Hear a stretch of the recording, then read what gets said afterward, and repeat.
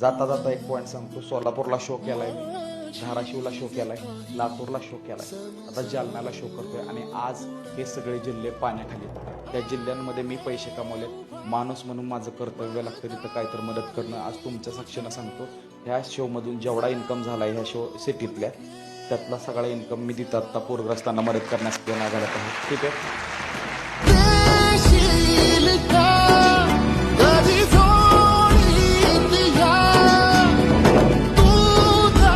माणसं भयानक प्रेमळ आहेत. तुम्हाला जर मदत करता आली त्या भागामध्ये तर प्लीज मदत करा. तुमचे मित्र असतील.